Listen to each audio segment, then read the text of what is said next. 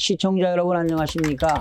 김동수입니다. 이 시간에는 사면초가에 처한 한국 경제의 살 길이란 무엇인가 이런 내용으로 시청자 여러분들과 함께 알아보는 시간을 갖도록 하겠습니다. 일본은 지난 1965년 한일 수교 이후 우리와 설린 우호 관계를 이룬 경우보다는 크고 작은 문제를 놓고 갈등을 벌이는 때가 많았습니다. 일본 아베 총리는 누구인가에 대해서 알아보겠습니다. 아베 총리는 대표적인 1870년대를 전후로 일본 정계에서 조선 정복을 주장했던 정한론자인 노부스케 전 총리의 외손자입니다.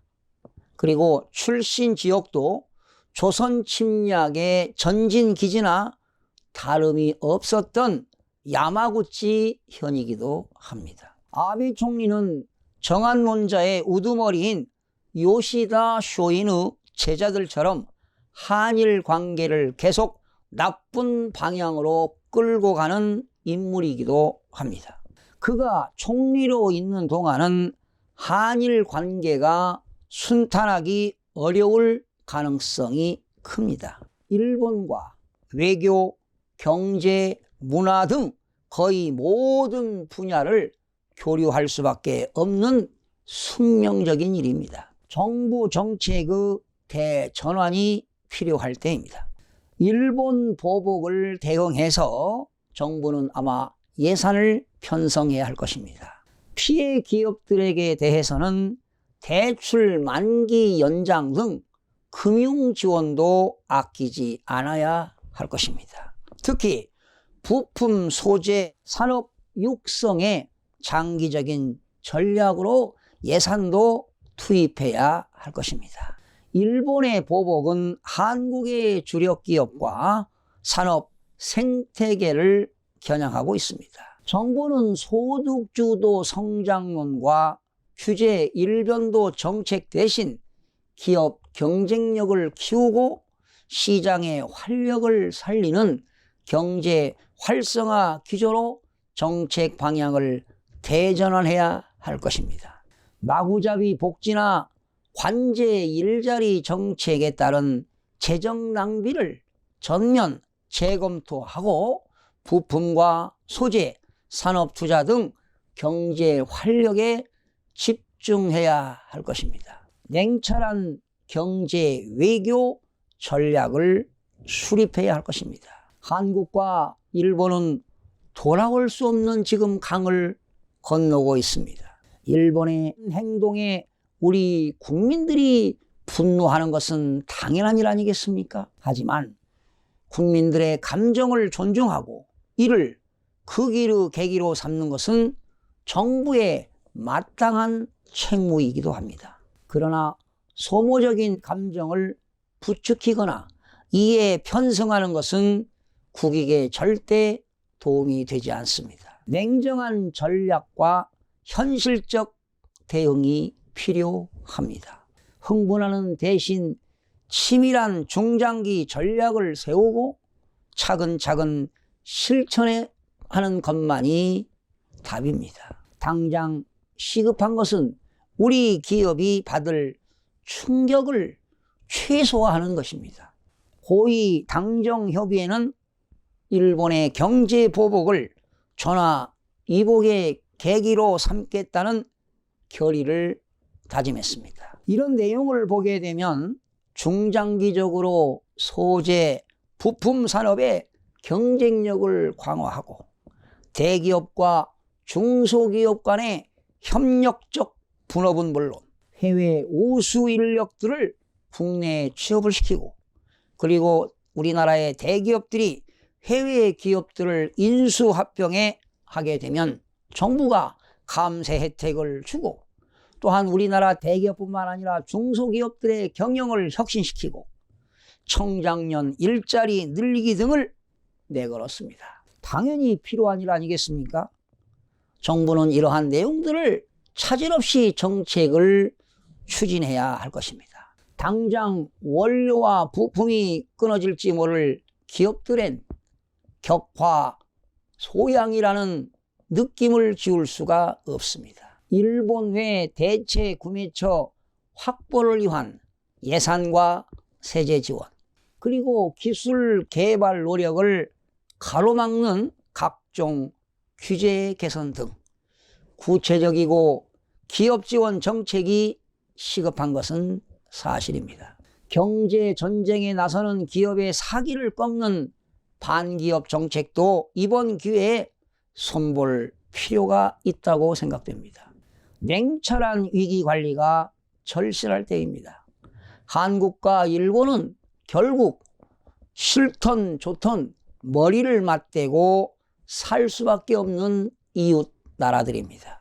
싸울 땐 싸우더라도 그 뒤를 생각하는 것이 정부의 책임일 것입니다. 경제 전쟁이 장기화되고 갈등이 확대될수록 국민의 피해는 더욱더 커질 것입니다. 한국과 일본 모두 돌아올 수 없는 강을 건너지 않기 위해 외교적 노력을 이어나가야 할 것입니다.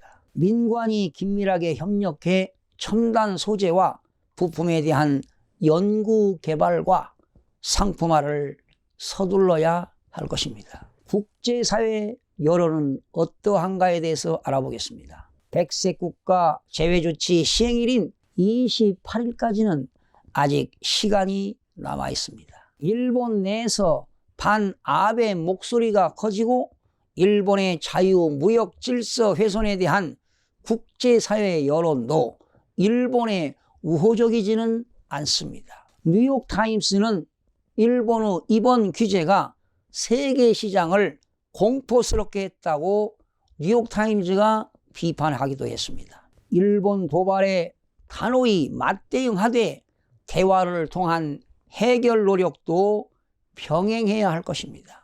한국은 전략적이고 치밀하게 대응해야 합니다. 일본은 자유무역 질서 아래서 개별 국가의 최적화된 산업구조를 기반으로 한 세계 가치 체계를 무너뜨리려 합니다. 이에 대항하기 위해서는 시간이 필요합니다. 일본은 소재 기술과 기초과학에서 70년 이상 축적된 기술이 있으므로 단기간 내에 한국이 따라잡기는 쉽지 않습니다. 우선 미국의 중재를 통해 일본 조치를 중지 또는 유예시켜야 할 것입니다. 그러나 도널드 트럼프의 미국을 설득하는 일은 결코 녹록지가 않습니다. 이전 행정부와는 달리 트럼프는 국제사회의 규범과 원칙에 관심이 없고 단기 물질적 이해를 우선하는 정부입니다. 미국이 한일 안보협력을 원하는 이유는 무엇인가에 대해서 알아볼까요? 1962년 미국의 존 케네디 대통령은 박정희 대통령과 이케다 하야토 일본 총리에게 서한을 보내 한일 협정이 한일뿐 아니라 미국과 자유세계를 위해서도 중요하다고 강조한 바 있습니다. 그 뒤 50년이 지난 2016년 11월 체결 과정에서도 미국의 버락 오바마 대통령이 미온적인 한국과 일본을 적극 설득한 것으로 알려지지 않았습니까? 미국이 한일 안보 협력을 원하는 것은 한국과 미국과 일본 협력으로 발전시켜 북한 위협에 대응하고 중국을 견제하기 위해서입니다. 특히 동맹국가의 책임과 비용 분담 증대를 거칠게 요구하는 트럼프 대통령 입장에서는 미국의 부담을 줄일 수 있는 한일 협력을 더욱 높이 평가합니다. 더불어 트럼프 행정부는 한일 갈등을 경제적 이해와 1965년 조약 해석의 문제로 인식하고 있으므로 한일 간 역사 문제의 정당성이나 자유무역의 가치 등을 고려치 않은 경향을 보이고 있습니다. 이런 상황에서 한국이 파기한다면 미국은 한국이 경제 문제를 안보 영역으로 확장해 미국의 전략적 이해를 해친다고 판단할 가능성이 큽니다. 미국은 한일 갈등 중재에 나서지 않는 이유가 무엇이겠습니까? 한국과 일본의 경제 갈등이 총성 없는 전쟁 상태에 돌입했지만 한일과 각각 동맹을 맺고 있는 미국은 중재나 조정에 나서지 않는 등 역할에 일정한 선을 긋고 있습니다. 미국의 적극적인 개입을 바라고 있는 한국 정부로서는 당혹한 일이 아니겠습니까? 미국이 이번 한일 갈등에서 과거와 다른 대응을 하고 있는 것은 도널드 트럼프 대통령의 성향과 관련이 분명히 있습니다. 트럼프 대통령은 미국 아닌 지역 분쟁에 개입하지 않으려는 태도를 분명하게 드러내고 있습니다. 미국이 중국에 하듯 일본을 막을 명분이 없기 때문입니다. 정부는 기업들의 목소리를 들어야 하는 이유가 있습니다. 일본의 보복으로 가장 충격에 휩싸인 건 산업계입니다. 5대 그룹은 일제히 비상경영 체제를 본격 가동했습니다. 시나리오별 점검, 소재, 부품, 재고 확보, 대체 공급처 물색 등 최악의 상황까지 염두에 두고 대비하는 모습입니다. 중소기업들도 후폭풍 우려가 커지고 있습니다.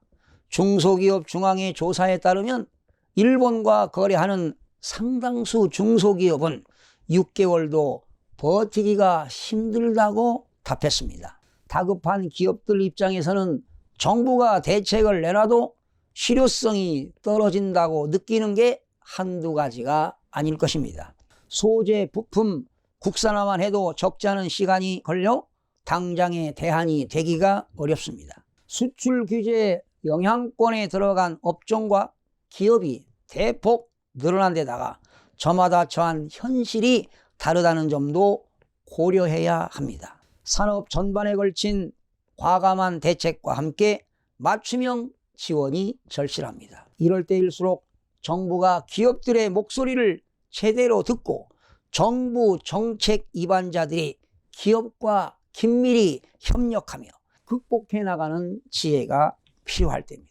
사면초가에 처한 한국 경제의 살 길을 알아보겠습니다. 세계 경제는 침체의 그늘이 깊어가고 국제 금융시장에는 공포가 퍼지고 있습니다. 주요국 주가가 급락하고 환율도 요동치고 있습니다. 외풍에 취약한 한국 경제는 그야말로 풍전등화입니다. 가뜩이나 한일 경제 전쟁까지 벌어지는 판입니다. 주가는 바닥을 모른 채 추락하고 있고 외환시장도 살 얼음판을 걷고 있습니다.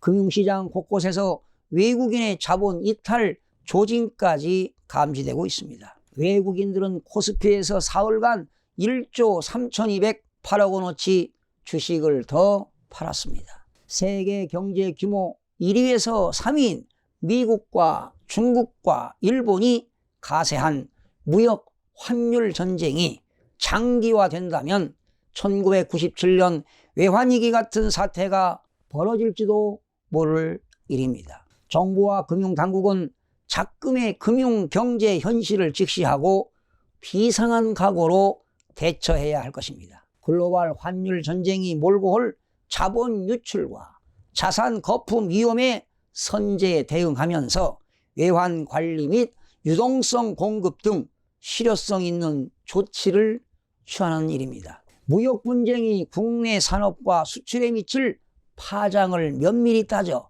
금융과 예산과 세제 등 가용 수단을 시적절하게 동원하는 것도 기묘한 일입니다. 한일 양국 정치권은 과도한 감정적 대응을 자제하고 성숙한 자세로 이번 사태를 풀어나가야 합니다. 민족 감정이나 자존심만 내세울 때가 아닙니다. 국익을 위해 지혜를 모으고 현명한 결정을 내려야 합니다.